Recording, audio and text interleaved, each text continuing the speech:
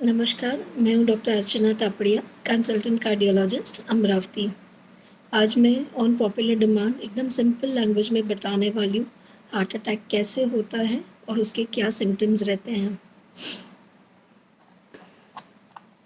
ये है अपना हार्ट का मॉडल, ठीक है। तो जैसे आप देख रहे हैं, हार्ट का जो ब्लड सप्लाई होता है वो दो मेन आर्टरीज से होता है, लेफ़्ट और राइट। और लेफ़्ट के दो ब्रांचेस होते हैं, ठीक है। और ये सामने से पीछे से ये हार्ट का ब्लड सप्लाई दर्शाता है। अब जब आर्टरी में ब्लड सप्लाई नॉर्मल है, तो इस प्रकार आराम से अनइंटरप्टेड ब्लड फ्लो चल रहा है। किसी कारणवश अगर आर्टरी में ब्लॉकेज आना चालू होता है, तो ये कोलेस्ट्रॉल के या फैट डिपॉजिट्स जम रहे हैं, जिससे आप देख रहे होंगे कि धीरे-धीरे ऊपर से नीचे ब्लड आने को तकलीफ जा रहा है। और अब बॉडी कोई ना कोई वार्निंग अपने को देना शुरू करता है, जो कि अपन अभी डिस्कस करेंगे। और ये है जब फुल हार्ट अटैक आ जाता है। आप देख पा रहे हैं कि इसमें फैट का डिपॉजिट है और उसके ऊपर ब्लड का एक क्लॉट बन गया है, जिसकी वजह से नीचे कुछ भी ब्लड नहीं आ पा रहा है। इसको बोलते हैं फुल हार्ट अटैक। अब हार्ट का जो पेन होता है, तो 80% 90% लोगों में पेन होता है। 10% लोग मोस्टली जो बहुत ओल्ड एज वाले रहते हैं या जिनको डायबिटीज़ है या जिनकी नसें ख़राब हैं, उनको अनफॉर्चुनेटली पेन नहीं होता है। जब पेन होता है तो ये कहीं पे भी हो सकता है। मोस्ट कॉमनली छाती की बाईं तरफ होता है, पर कभी-कभी दाईं तरफ भी हो सकता है। पेट के मधले हिस्से में भी हो सकता है, जो अपन एसिडिटी करके बोलते हैं। काफ़ी हार्ट अटैक्स मिस हो जाते हैं क्योंकि लोगों को लगता है कि एसिडिटी है, एसिडिटी है। बट आप भी सोचिए कि ऐसी एसिडिटी अपने को पहले हुई है या नहीं, ठीक है। तीसरा है इसकी लेफ़्ट शोल्डर में पेन हो सकता है, लेफ़्ट हाथ में पेन हो सकता है, जबड़े में पेन हो सकता है लोअर लेफ़्ट वाले। तो हार्ट का पेन जबड़े से लेके नाभि तक कहीं पे भी हो सकता है। अगर आपको कुछ अलग टाइप का पेन किसी और को लगे तो तुरंत डॉक्टर के पास जाइए। छाती में दर्द के साथ लोगों को घबराहट हो सकती है, पसीना आ सकता है। जिन लोगों को छाती में दर्द नहीं होता है, वो सिर्फ़ घबराहट के साथ, पसीने के साथ या कभी-कभी साँस फूलने के साथ आ सकते हैं। कई पेशेंट्स ऐसे रहते हैं जो बोलते हैं कि भई हमको खाना खाने के बाद छाती में भारीपन लगता है। कई लोग ऐसे होते हैं ये जो बोलते हैं थोड़ा चलते हैं फिर भारीपन लगता है, फिर थोड़े टाइम बाद निकल जाता है। ये सब ना आपको बॉडी वार्निंग सिग्नल्स दे रही है, तो इसको मतलब इसकी तरफ आप नेग्लेक्ट मत करो। आप तुरंत डॉक्टर के पास जाइए ताकि वो आगे के टेस्ट आपके लिए कर सके। बट मोस्ट कॉमनली जो आप देखेंगे इंडिया में जो मिस होते हैं, वो है एसिडिटी का। मतलब 5 में से 3 लोग रहेंगे जो बोलेंगे कि हम लेट आए क्योंकि उनको लगता है एसिडिटी है। पर आप भी सोचिए कि इतने सालों में कभी अपने को ऐसी एसिडिटी हुई है क्या?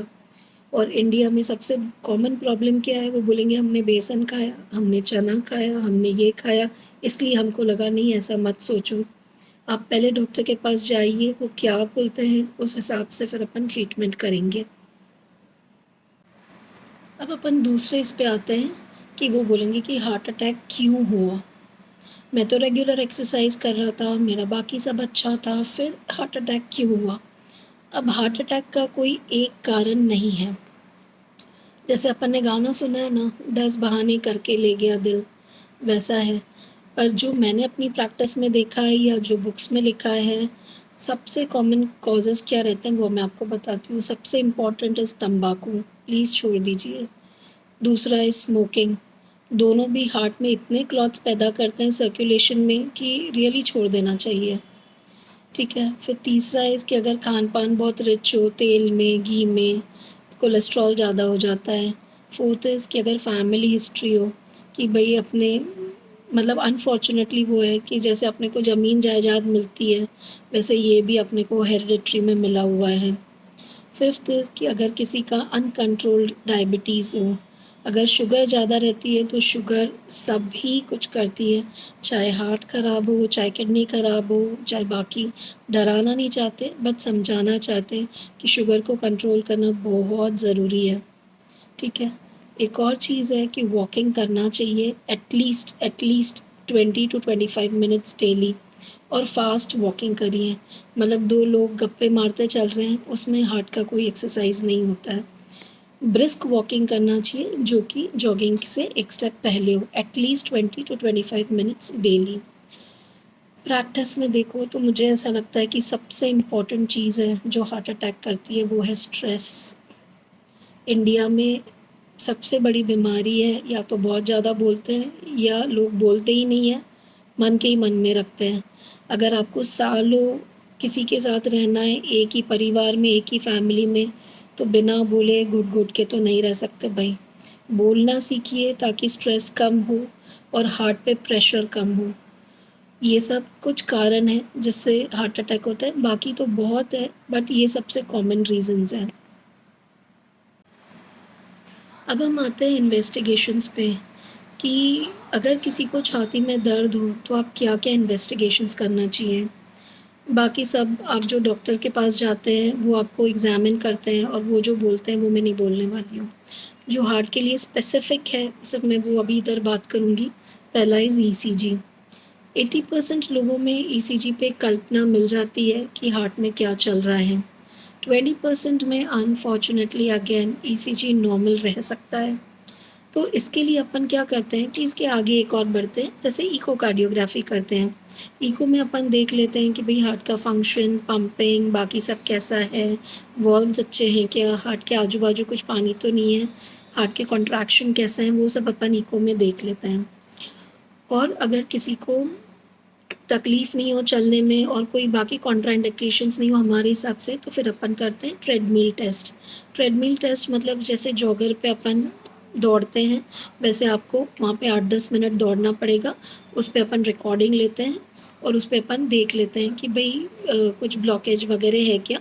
उसमें रिकॉर्डिंग्स में समझ जाएगा अपने को। अगर टीएमटी पॉज़िटिव आता है, स्ट्रेस टेस्ट पॉज़िटिव आता है, तो फिर नेक्स्ट स्टेप ऑफ़ कोर्स होती है एंजियोग्राफ़ी।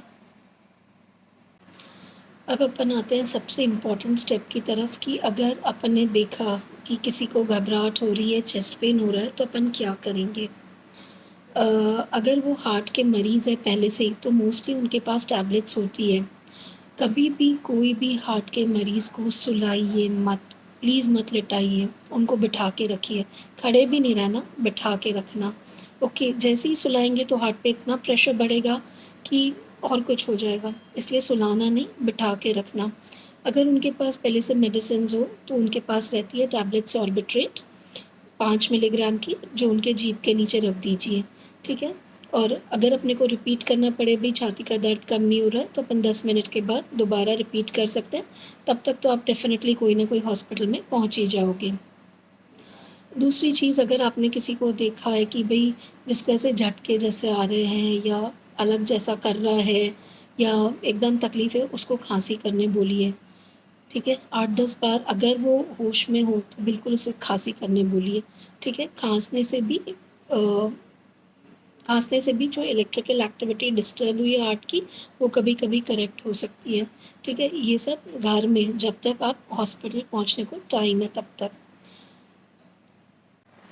अब अपन आते हैं कि अगर आपको कोई बेहोश मिला तो आप क्या करोगे? मतलब किसी को छाती में दर्द हो रहा था और अब वो चक्कर आके गिर गया, तो अब आप क्या करोगे? एम्बुलेंस को बुलाओगे, तब तक आपने क्या करना चाहिए? पेशेंट को नीचे लिटाइए ज़मीन पर, उसकी गर्दन जो है वो बाईं तरफ कर दीजिए, ठीक है? और दोनों हाथ एक के ऊपर एक रख के छाती पर पंप करना शुरू करिए, मतलब बाईं तरफ थोड़ा, ठीक है? पूरे 1 मिनट में कम से कम आपने 80 बार पंप करना चाहिए। अगर उनका साँस लेना आपको समझ में आ रहा है कि शुरू है, तो वो ठीक है। अगर साँस बंद है तो आपको मुँह से साँस भी देना पड़ेगा। बट मोस्ट इम्पोर्टेंट इज़ कि घर में अगर 2 लोग हैं तो पंपिंग मत छोड़ना, ठीक है? पंपिंग 1 मिनट में 80 बार करते रहना जब तक कि कोई हेल्प आपको नहीं मिलता है। ये सिंगल एक्ट पेशेंट की जान बचा देगी। एक और चीज़ मैं पेशेंट्स के लिए बताना चाहती हूँ, जो कि उनका यूजुअल क्वेश्चन रहता है कि एंजियोग्राफी, एंजियोप्लास्टी और बाईपास में एग्ज़ैक्टली होता क्या है? देखिए, एंजियोग्राफी डायग्नोस्टिक प्रोसीजर है। उसमें यूजुअली अपन हाथ की एक नस से या पैर की एक नस से कैथेटर डालते हैं और डाई डाल के देख लेते हैं कि किधर ब्लॉक है। इसमें यूजुअली 7-8 मिनट लगते हैं। ये प्रोसीजर को 2 घंटे के बाद आपको डिस्चार्ज हो जाता है। ठीक है, कभी अगर अपने को उसमें लगे कि ब्लॉक एक ही जगह है या 2 जगह, 3 जगह है, बट उधर की उधर ही ब्लॉक है, पूरी नस बाकी अच्छी है, तो अपने कार्डियोलॉजिस्ट अपने को बोल भी सकते हैं कि भई एंजियोप्लास्टी करते हैं। एंजियोप्लास्टी में हम क्या करते हैं कि उधर एक बलून डालते हैं, बलून फुलाते हैं ताकि वो ब्लॉक ब्रेक हो जाए और फिर से वहाँ पे वो जो नस है वो ऐसी कमज़ोर ना पड़े, इसलिए उधर एक मेटल का एक स्टेंट बिठा देते हैं, ठीक है? जिससे ब्लड फ्लो शुरू रहता है। और अगर बाईपास हम कब करते हैं, जबकि आर्टरीज़ थोड़ी ज़्यादा ख़राब हो, तो फिर जैसे अपना रहता है ना कि भई बारीक हो गई आर्टरीज़ या ज़्यादा ख़राब हो। अब आप इमेजिन करिए कोई ट्रैफ़िक जैम लग गया है गली में, तो अपन क्या करेंगे कि वो तो पूरा वहाँ पे जैम है ना, आप दूसरा रास्ता पकड़ोगे। तो दूसरे रास्ते में अपन क्या करेंगे, या तो हाथ की नस लेंगे या पैर की एक नस लेंगे या छाती के अंदर की एक नस ले सकते हैं और उसको मेन आर्टरी से नीचे जो अपना ब्लड का सर्कुलेशन जहाँ रहता है हार्ट का, उधर वो नस को कनेक्ट कर देते हैं। उसको अपन बोलते हैं कॉर्नरी आर्टरी बाईपास। अब मैं लास्ट पार्ट पे आती हूँ कि पेशेंट आ गया अब आईसीयू से घर पे, अब क्या? ठीक है।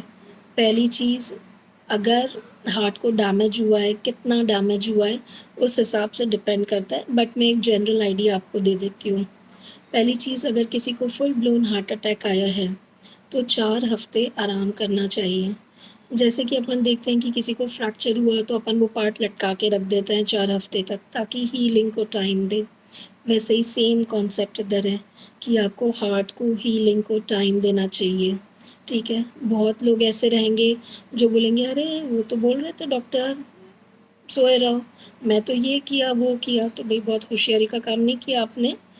हार्ट बेचारी पूरे टाइम 24 घंटे पंप कर रही है, ठीक है? आपको उसको रेस्ट देना चाहिए, पहली चीज़ वो।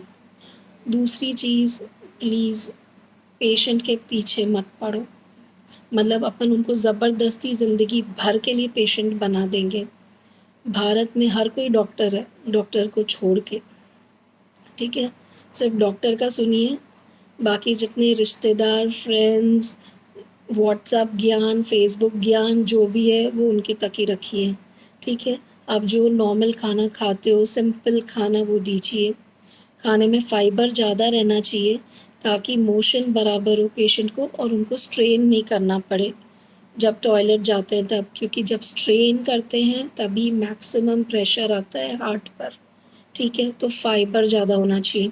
फ़ाइबर मतलब आप सैलेड ज़्यादा दो, फ्रूट्स ज़्यादा दो, अगर डायबिटीज़ वगैरह नहीं हो तो, ठीक है? जूस बनाने में कोई मतलब नहीं है, जिसको दाँत है उसने जूस पीना ही नहीं चाहिए। आप पूरा फ्रूट्स खाओ ताकि रफ़ेज जाए, फ़ाइबर जाए और आपको स्ट्रेन नहीं करना पड़े। आपने कितनी बार सुना होगा कि कोई फलाना आदमी वो टॉयलेट में ही मिला, इसलिए मिलते हैं क्योंकि जब स्ट्रेन करते हैं तब एकदम प्रेशर आता है हार्ट पे और वहीं उनको हार्ट अटैक आ जाता है, ठीक है?